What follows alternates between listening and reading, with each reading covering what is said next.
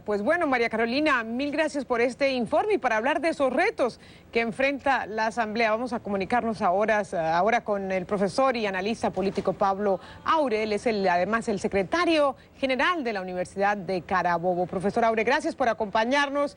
Y bueno, escuchando a María Carolina, me pregunto yo, ¿qué capacidad de maniobra va a tener la oposición dentro de esta Asamblea? No solamente por estar en minoría, sino por que la Asamblea que precedió a esta, le concedió esta ley habilitante al presidente Hugo Chávez. Bienvenido, profesor, gracias. No, gracias a ustedes. De verdad que, bueno, la capacidad de maniobra será muy reducida. Recordemos que los diputados, días antes de entregar o de vencer su mandato, reformaron el reglamento interior y de debate, donde redujeron las posibilidades de sesionar la Asamblea en una vez a la semana, es decir, 4 veces al mes, y tratando de procurar lo que ellos han denominado el parlamentarismo de calle. Desde luego, esto pareciera un fraude, ¿no?, a los electores, porque los electores votaron por una asamblea plural, y sin embargo, los diputados, antes de dejar sus curules, prácticamente le dejaron al presidente de la República la posibilidad de legislar por lo que en lugar de legislar quien debe hacer, lo que es el poder legislativo. Pero bueno, a propósito de todas estas cosas, de lo atropellado, nosotros en la universidad venezolana, en la universidad acá, donde estamos en la Universidad de Carabobo y en toda la universidad del país, por supuesto pasamos unas navidades muy tranquilos, con mucho agobio de protesta. Recordemos que el 23 de diciembre, en la madrugada, a las 3 de la madrugada, se sancionó por esa asamblea, días antes de entregar su mandato, una ley de educación universitaria, que violentaba un derecho fundamental, como es la autonomía universitaria. Y que fue además vetada, ¿no?, anoche por el presidente Hugo Chávez. Y uno se pregunta, profesor Aure, ¿cuáles fueron las razones que, bueno, llevaron al presidente Chávez a oír a ustedes, los líderes universitarios, y vetar esta ley? Mire, el movimiento estudiantil, el movimiento universitario es muy difícil de convencer. Le quiero decir algo. Ni siquiera cuando el gobierno venezolano, cuando el presidente de la República gozaba de mayor popularidad, ninguno de los centros de estudiantes, o escasos centros de estudiantes o asociaciones de gremios, fueron ganadas por el chavismo. En este momento, usted hace un sondeo, las universidades venezolanas aproximadamente tienen un poquito más del 15% el sector oficialista. Ellos no podían hacer las transformaciones desde dentro. Ahora, esa es una ley inaplicable que cambiaba toda la esencia universitaria. ¿Por qué el presidente la vetó? Vamos a estar claros, no pensemos que el presidente recapacitó, se convirtió en demócrata, defensor de la autonomía. No, yo creo que el presidente está midiendo su tiempo, yo creo que el presidente vio un gran volumen de manifestaciones, el presidente vio que los universitarios quieren sentir a través de la historia, y ese movimiento estudiantil de profesores, de empleados y de obreros salió a la calle y le demostró que en todas las épocas, por muy fuerte que sea el gobierno, a los universitarios no los silencia nadie. Y bueno, hoy lamentablemente para esos diputados que ayer defendían ese texto, de verdad monstruoso de ley, sancionado por la Asamblea Nacional, hoy tienen que echarse para atrás y aceptar el veto presidencial. Además porque, déjeme interrumpirlo ahí, profesor, además porque tengo entendido que la autonomía universitaria está garantizada en la Constitución venezolana y esta ley un poco atropellaba esa autonomía. ¿Por qué no nos hace una descripción breve de qué contenía esa legislación que finalmente no se va a aplicar?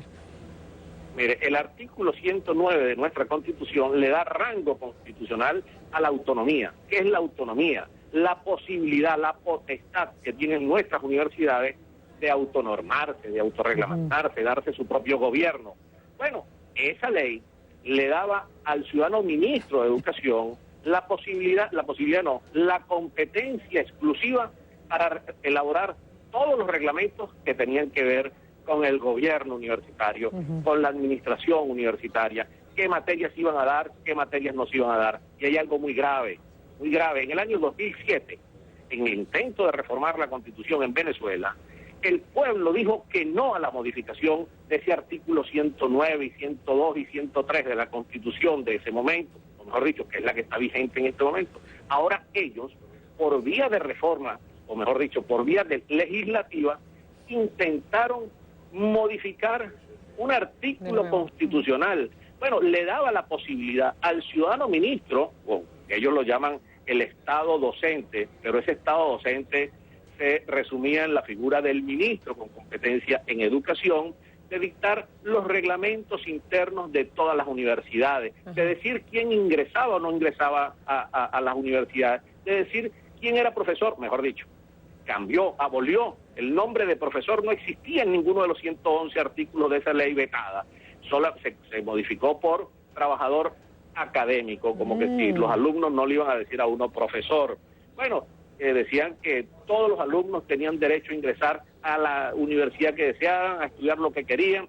Es un discurso demagógico. Bueno, también utilizó uno de los artículos el voto paritario de todos los empleados, de todos los obreros, de todos los alumnos, pero fíjense ustedes, ellos decían que era para democratizar la universidad.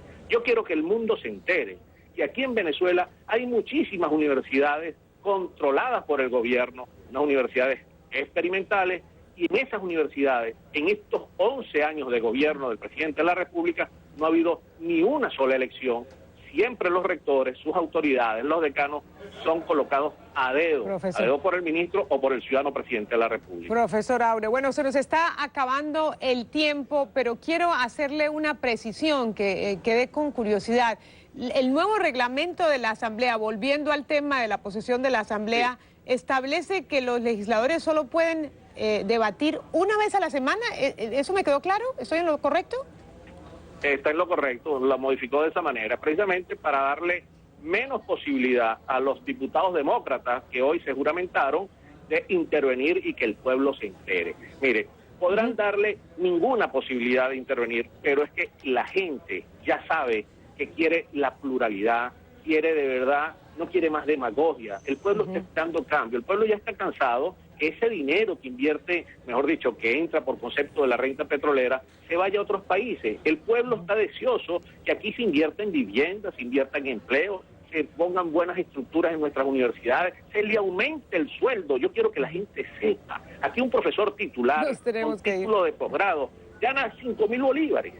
O sea, 5.000 bolívares, eso no es ni $1.000 al cambio oficial. Entonces, lo que quiero decir, dígame. No, nos tenemos que ir, profesor Aure, porque obviamente el tema da para hablar en una larga conversación. Usted sabe que en televisión el tiempo vuela, pero bueno, ya establecimos este contacto inicial, así que esperemos que nos queden las puertas abiertas para seguir hablando del tema estudiantil y universitario. La lucha continúa, así es, la lucha continúa, es un llamado a los universitarios. Gracias, profesor, el profesor y analista político Pablo Aure, también de la Universidad de Carabobo.